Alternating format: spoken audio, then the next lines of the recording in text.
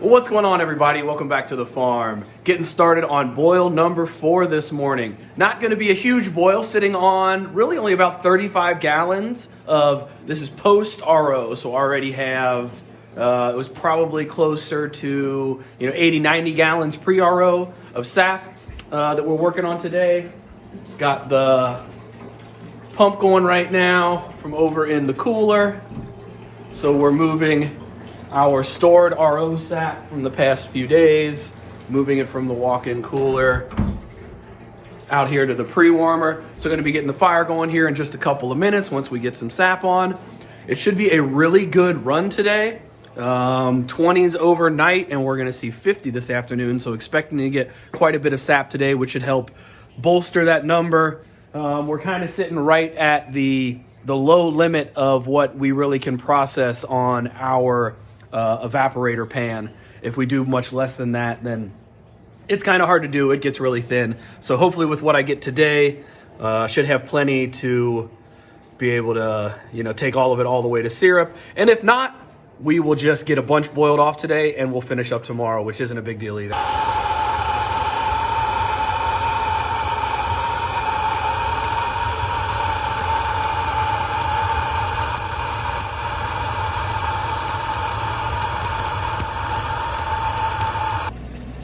So while the boil's going, I'll go ahead and show you guys my RO setup. A couple videos ago, I showed you our transfer pump system that moves the sap and the permeate, the concentrate and the permeate around the sugar shop. But below it here, we have our RO setup. So this is actually an RO bucket. I bought an RO bucket, the RB10.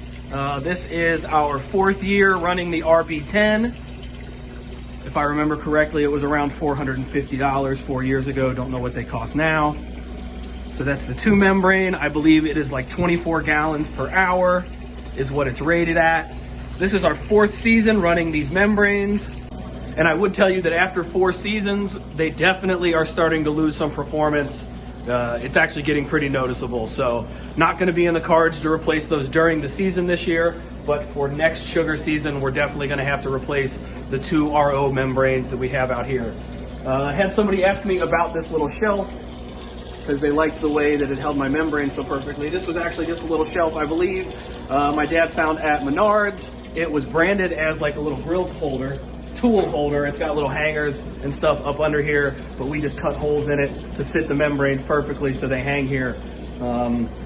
When we started, the bucket worked great, but now that we have a permanent setup back here in the sugar shop, we decided to go ahead and take it out of the bucket and just mount it on the wall and give it its own space, its own permanent affixation.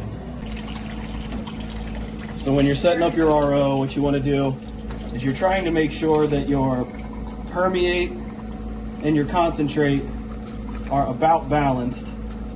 So right now you can see over here the red side, the permeate is filling up faster than our concentrate. The red side is filling up faster than our permeate, the blue side. So we're going to want to choke our needle valve back down just a little bit more. And we'll just keep checking until we're close to balanced.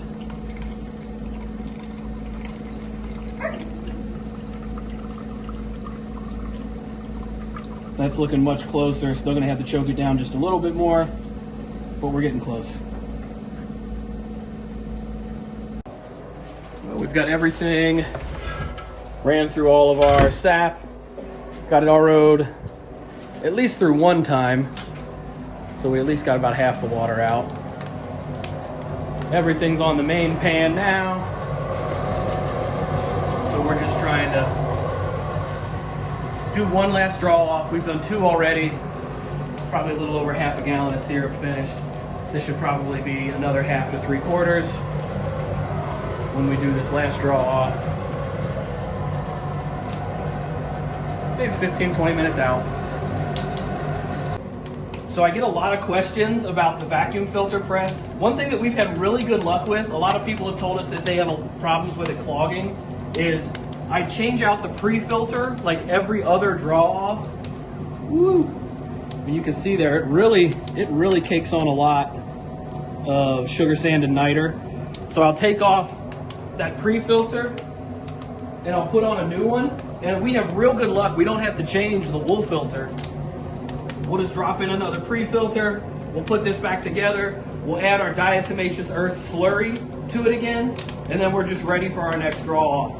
So like I said, we get two. Sometimes we'll do a third if they aren't super big draw offs. But we usually try to get somewhere between 2 and 3 gallons per pre-filter. We swap out the pre-filter, and we don't have any problem getting it to go through that wool filter for a third, a fourth, sometimes even a fifth or a sixth time.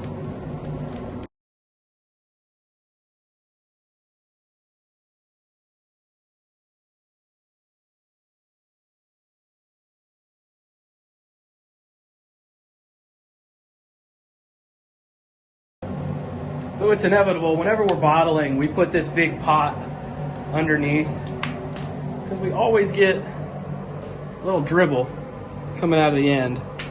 So I always make sure to capture it. And then, you know, there's also still something left on the pan. So we'll let this cool down, but we'll combine that with the syrup that dribbled into the pot. And that'll go into the next boil in a couple of days. So we definitely aren't wasting any of that sugar. Well, another quick little vlog today. Hopefully you guys enjoyed it. Ended up with, we did 1 half-gallon bottle. I owe that to John. He's the guy that brings me sap. So owed him some, so got that set aside for him. And then got 16 12 ounces. Woo, that's hot. 16 12-ounce bottles filled up. So hopefully you guys enjoyed it. If you did, think about hitting that thumbs up. Subscribe to the channel if you haven't already. And until next time, y'all, we will see you.